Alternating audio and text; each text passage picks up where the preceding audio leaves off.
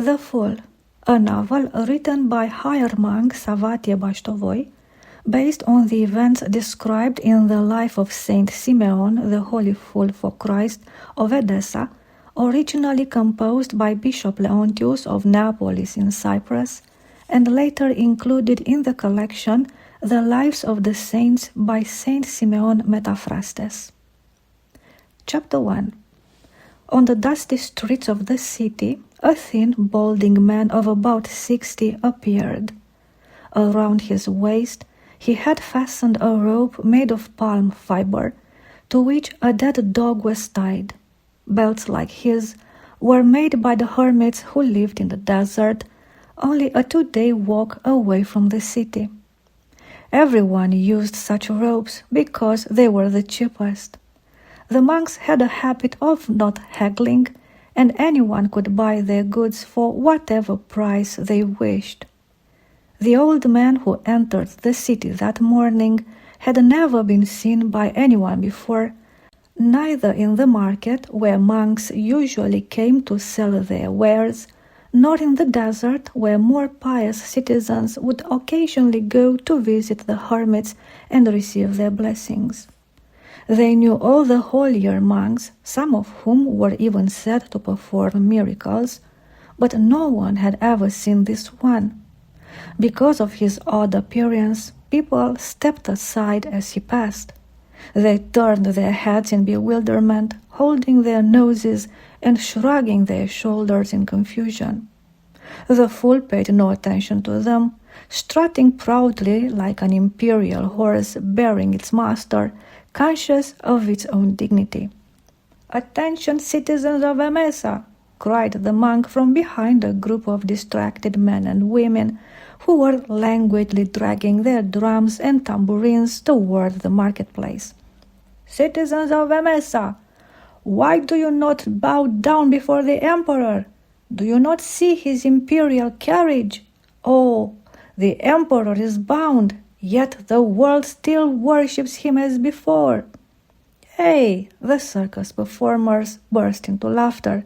"Isn't your emperor a bit too fragrant? Leave him and come with us, crazy monk. We'll teach you what to do, and you'll have plenty of bread and wine." "Behold, citizens of Emesa, I tell you, the emperor is bound, yet you continue to worship him." From around the corner a swarm of children emerged, shrieking and laughing, hurling stones and sticks at the newcomer, as people did during the games in the arena. "Hey, a crazy monk, a crazy monk! Come and see the crazy monk!" "Hey, you fool!" the circus performers laughed along with the children. "Don't you worship the emperor and his horse?" The street filled with clamor, joyful shouts, and bursts of laughter, and no one noticed that the one who had caused such merriment had disappeared.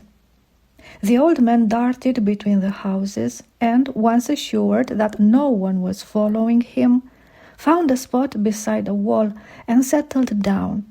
The welcome shade and the lingering coolness of the cobblestones, still chilled from the night air, eased the sting of the blows he had received. He felt as though he had just emerged from a scalding bath.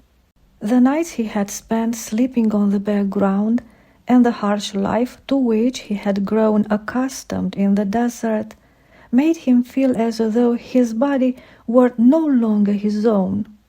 He glanced at the dead dog, which, from striking against the cobblestones, had lost most of its fur. The foul odor it gave off now seemed unbearable. He drew out his pocket knife and cut the rope from his waist, keeping only a length sufficient to serve as a belt. Then he rose and seated himself beside another wall. "Hey, fool!" The old man lifted his eyes, ready to flee. "Fool, don't be afraid. I won't harm you." Unnoticed, a woman with a necklace about her neck and a face painted in garish colors had come to stand beside him. To the old man she seemed one of the circus performers. "Does it hurt?" she asked gently, touching the place behind his ear where a wound was still bleeding. "Here, eat this. You must be very hungry. Look how frail you are." She drew from her purse a piece of meat and some bread and offered them to him. The monk looked at her in bewilderment, seized the meat with both hands, and bit into it without a word. It had been 30 years since he had tasted meat. Indeed, he had not laid eyes on a woman in 30 years either. He took another bite and tucked the rest into his bosom. "Fool, where is your emperor?" the woman laughed, taking out a few figs and offering them to him. "That is not my emperor, but yours," the fool replied, taking the figs from her hand. "I have another emperor. My emperor has bound yours, yet you continue to worship him. Ha! Is your emperor a dog, fool?" "Worse," he replied. "Oh, fool, how is it that the authorities haven't caught you yet? With the jokes you make, I'm amazed your bald head is still upon your shoulders," she said. Without a word, the old man rose to his feet and ran off between the houses. Shortly thereafter he reappeared, dragging the dead dog behind him and shouting, "Your Majesty, the young lady says my head should be cut off for insolence. Tell her not to be afraid, for your time has passed, and now all will worship the great emperor who has bound you."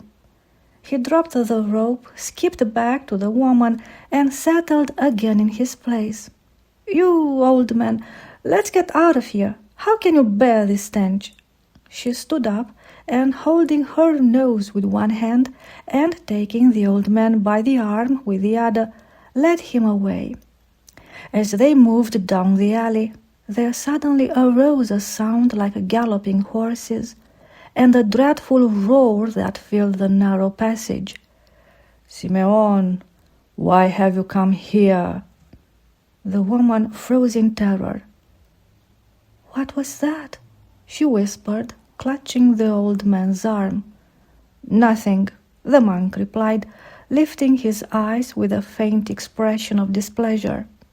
Then turning around as if addressing someone unseen, he said in an irritated tone, "I bound you, accursed one, and command you never again to reveal who I am."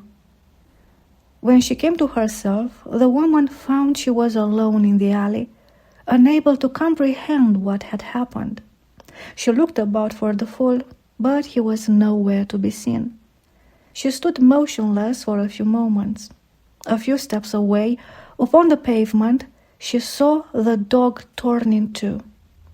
Only then did she become aware of the overpowering stench which seemed to rise even into the sky. Covering her nose, she hurried away in tears, trying to catch up with her troop, which had likely gone far ahead.